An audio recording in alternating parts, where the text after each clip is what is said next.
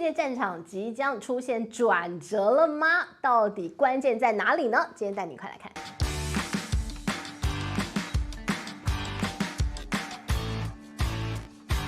嗨，大家好，我是知玉，今天跟大家来聊聊拜登退选了之后的世界局势，简单4个字形容。天下大乱啊！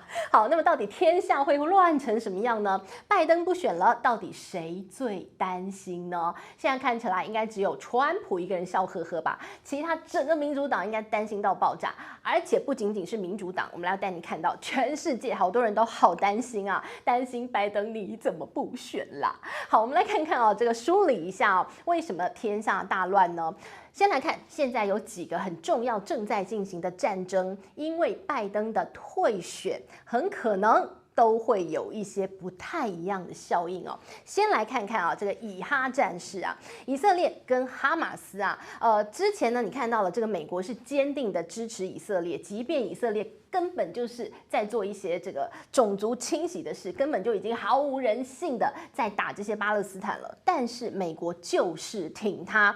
好了，那现在呢，坚持的非常强硬的支持以色列的人再见了，不选了，认老了，要返老归乡了。好了，那现在怎么办呢？好，我就带您看到，这个是以色列的一个外交高官啊，最近啊，据说就私下感叹了一句，他怎么讲？我来念给大家听。他说：“我们失去了最后一位会支持犹太复国主义的美国总统。”他说再也没有了，就随着拜登的凋零，没有，随着拜登的退选，好没了。好，那这件事情会不会造成整个以哈战事会有什么样扭转情势？我们再来看另外一个战争，很可能应该是最可能会受到拜登不选的冲击的，那就是俄乌战争。好，那俄乌战争呢？大家也非常清楚的知道，这个川普一直讲，我上来，俄乌战争很快就结束了。但是呢，他要怎么结束啊？这当中就是关键了。他就说很简单嘛，就打到这里为止。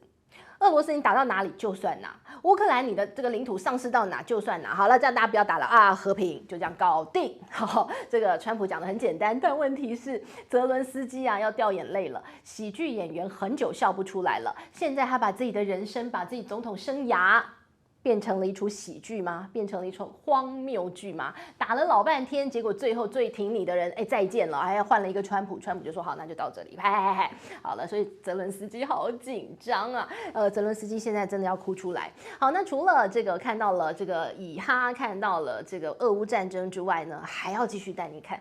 还有哪些地方呢？比如说伊朗，伊朗呢现在呢也是有一点紧张，因为呢当初川普呢就是那个又重新把伊朗给经济制裁的那个人。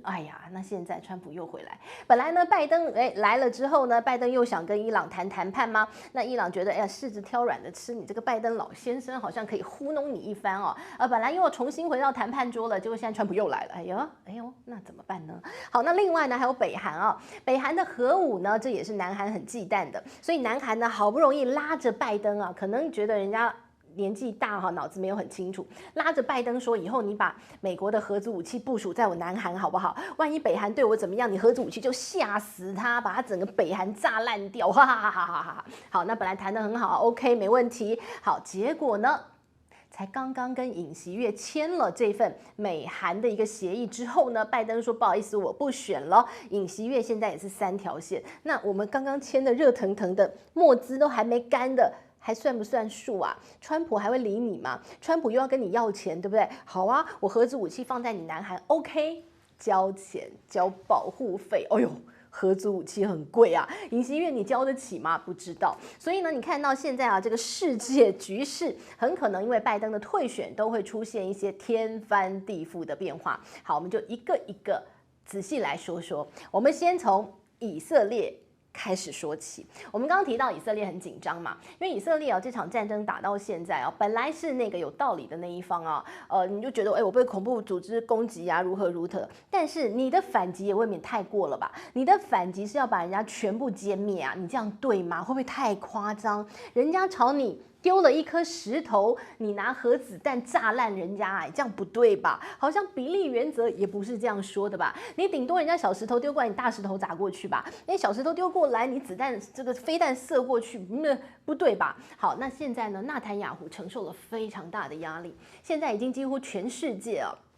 一面倒的已经倾向巴勒斯坦，觉得这些流离失所的一些难民也未免太可怜了吧？以色列，你真的是太过分了哦！这整个民族怎么这么过分啊？我只能讲过分了哈，更难听的话不想说啊，不然的话呢，这个哔哔哔了哈。好，那我们看到这个以色列呢，本来希望美国继续挺他，美国本来就是那个现在全世界最坚定挺他，但是呢，连美国好像都出现了一点不一样的声音。你看很多的大学，他们这些学生啊看不下去，觉得你美国政府怎么能如此荒唐，一直无脑力挺以色列，以色列真的是刽子手所以好多学校学生走上街头抗议美国政府不该再继续力挺以色列，他们要挺的是巴勒斯坦，他们要挺的是人权价值，这应该是人类很重要的一个原则吧。对吧？好了，那现在呢，感觉美国好像态度也有一点松动的同时，纳坦雅胡想要力挽狂澜，所以纳坦雅胡说我要去拜访拜登，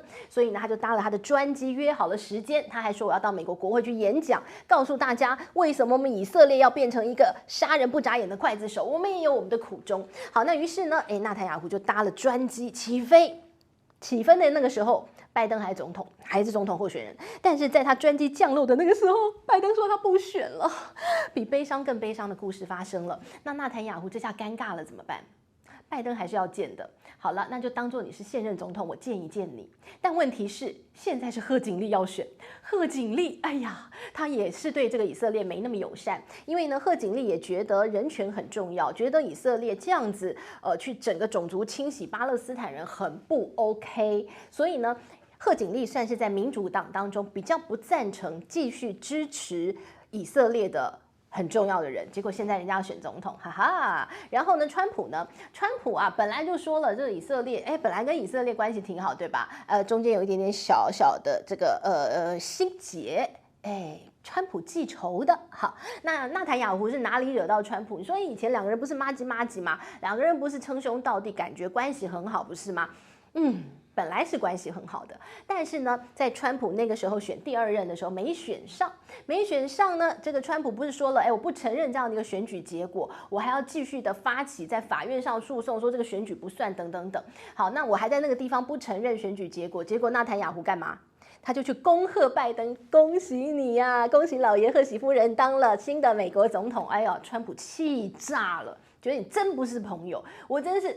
真心换绝情，所以呢，两个人那个时候就感觉有一点决裂哦。好了，那现在呢，纳坦雅胡尴尬了，对吧？那现在你要重新跟川普打交道，于是他就嘣打了电话，还不敢直接打给川普，打给川普旁边人说，不好意思，我可不可以见一下川普？所以约了时间，两个人见面，但是蛮尴尬的啦。好，那到底呢，这以色列接下来真的有办法？让美国乃至于让全世界继续支持他吗？现在看起来真的蛮难的。再加上国际法院最近有一个全新的一个意见，好，这个意见呢是这样讲的，他说以色列呢现在是入侵巴勒斯坦的领土，然后他还这样讲，他说用了一个字眼叫吞并。他说以色列呢现在是吞并巴勒斯坦的土地，然后他还讲，所以呢他说所有的国家都有义务不承认。现在的以色列在巴勒斯坦的土地上，他说呢，以色列在巴勒斯坦土地上叫做非法存在，他要求所有的国家都不要承认它。哎呀，这对以色列来讲真是大大的打脸啊！好，那除此之外呢，还要带您看，那中国有角色了。中国呢，最近是把这个巴勒斯坦啊，这本来有他们各自有派系，对不对？本来讲说在约旦河这个地方呢，不是有一个这个巴勒斯坦他们的自治政府吗？叫法塔组织嘛。然后你看，在这个加萨走廊这个地方呢，不是哈马斯跟以色列在作战吗？那其实呢，哈马斯、法塔组织其实都是在巴勒斯坦当中，他们不一样的派系。那这两个是最大两个派系哦。那其实他们里头总共有14个派别，所以呢，这个北京很有意思，把这14个派别的一个领导头子，通通找到这个北京来哈，你们坐下来谈，你们给我坐下来好好谈，你们以后要不要团结？要不要你们共同面对以色列这个敌人？要不要团结？要不要努力？哎呀，感觉很像这个大家努力一起啊。好，那我们看到他让大家结束分裂，来了一个北京的对话。这个北京呢，召集大家一起啊，然后呢，给他们一个和解的对话的一个平台。好了，谈完了之后，真的联合大家都签名了，签了一个北京宣言。然后对于战后的治理呢，大家这个说好，我们要团结，然后我们要一起保护我们的种族，不能让以色列把我们整个种族灭掉。然后呢，这个北京还说好，那大家以后一起，我们要独立建国。所以呢，你就看到了这个是北京宣言呢，也正式签署了。所以你看到未来的这个以哈的情势啊。可能会在川普时代会有一个不一样的一个转变。那现在最尴尬的是纳坦雅胡了，我们来看看他到底有多尴尬哈。好，那么另外呢，我们就来看到俄乌战争呢也会有不一样的一个转变喽。我们看到乌克兰也是美国坚定在背后力挺的，但是呢，挺到现在已经挺出了一种乌克兰疲乏症候群。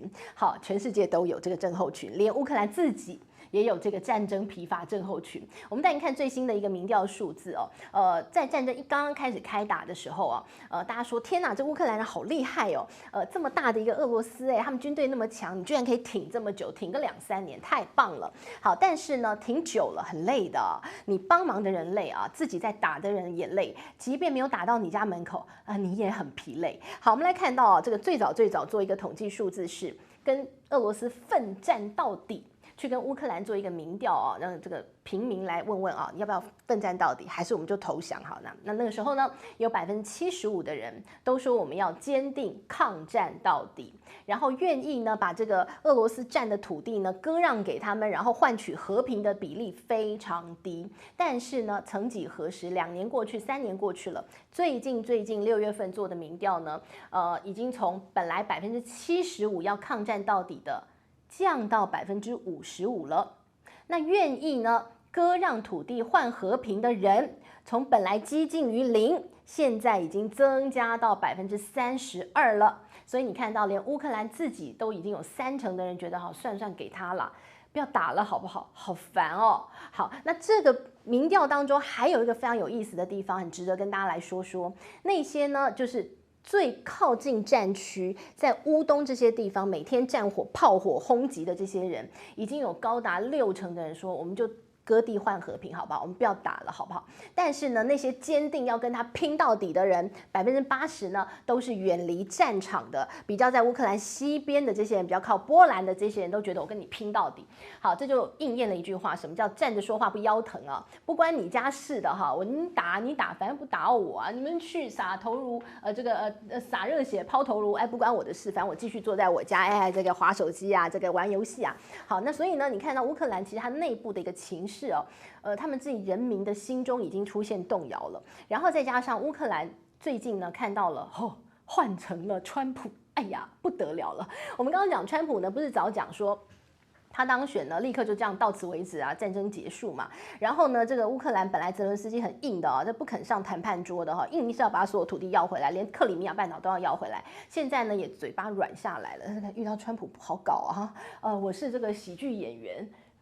你这个商人好像比我更厉害一点所以呢，现在这个泽伦斯基很紧张，说 OK， 我 OK 上谈判桌，只是那个条件不能让我割地赔款嘛就算割地不能割太多，没有，这后面这句我加的。好，那据说呢，泽伦斯基跟川普已经通过电话了就针对怎么样结束战争呢，具体的条件有一些沟通，但是到底是什么沟通，我们不知道。但是你看到乌克兰的外长现在很紧张，泽伦斯基打给川普，然后他们外长跑到中国来，希望寻求中国的一个支持。那中国也是一样啊，中立就让你们谈嘛，对不对？那你们谈出个什么就来支持，不是如此吗？所以你看到这乌克兰疲乏症现在呢让这乌克兰在换了拜登之后，现在很紧张。到底川普时代对于这个乌克兰的力挺还会挺成这样吗？不，因为呢，除了川普之外，你看川普挑的副手叫范斯，或者有一个翻译叫万斯。好，这个人呢，他就是在这个共和党当中，他就那个坚定的不支持乌克兰的那个人，他已经讲了800万遍了。他说干嘛要莫名其妙给他钱，给那么多钱，然后一直打仗，一直打仗。他说他们最重要，美国最重要的一个对手是中国，不要再浪费时间在俄乌战争当中，不要再白白把美金抛到水桶里。所以你就看到了这2个人，一个川普，一个范斯啊，两个人好像都不再继续支持乌克兰，所以他们好紧张。好，那当然呢，这个现在乌克兰很紧张的是他的一个国债啊，这个国债要开始重组哈，因为呢他在战争期间啊，其实已经让他国债利息不要发了嘛，啊，不要再继续这个付嘛。那现在呢，这个战争眼看着，哎呦，好像有机会进入尾声，所以呢，他要重新谈他的国债，他的一些国债的一些债权人啊，重新跟他们谈一些条件。那另外呢，这个俄罗斯的部分则是经济制裁又被往后顺延了6个月，所以其实啊，这个大战对任何一个国家来讲都很伤，在经济上面都是负面的损害。但是呢，你看到了，这个换了一个拜登之后的美国，现在感觉好像美国政局出现了一些不一样的一个状况了哦。那于是呢，美国现在又有一个声浪说，会不会在趁着美国很混乱的时候，中国、俄罗斯趁机手牵手崛起呢？他们提的是在北极。最近你看到中俄在北极的合作，不论是经济开发的合作，不论是航道的合作，或者是在军事上面的合作，都让美国很紧张。他们要美军提高警觉，应变在北极很可能突发的风险哦。但是我们简单跟大家做结论哦，你看到了这个拜登不选了之后啊，大家已经认定了接下来会是川普，那会是川普之后的一个这个年代会有多么样的混乱哦？当然要这个端看到底川普他真的当了这个再度当了美国总统之后会有什么样的一个这个政策嘛？那当然呢，现在很说美国很混乱啊。如果呢川普又重新回到美国至上的孤立主义的话哦，那当然呢全世界大家会觉得民主这2个字似乎没有像过去拜登时代那么样的被美国正视啊。美国就会重新回到一个白人至上、美国至上的那样的一个年代了。所以呢，没有什么永远的朋友，一切就是交易。我们讲好多遍了。所以呢，川普的年代会不会成为中国跟俄罗斯另外一个机会？就是在美国只独善其身的过程当中，会不会找到一些突围的机会或破口呢？就让我们继续看下去了。好，这是今天帮大家整理的最新的一些国际情势啊，一些新消息提供给您，希望你喜欢。我们下回见，拜拜。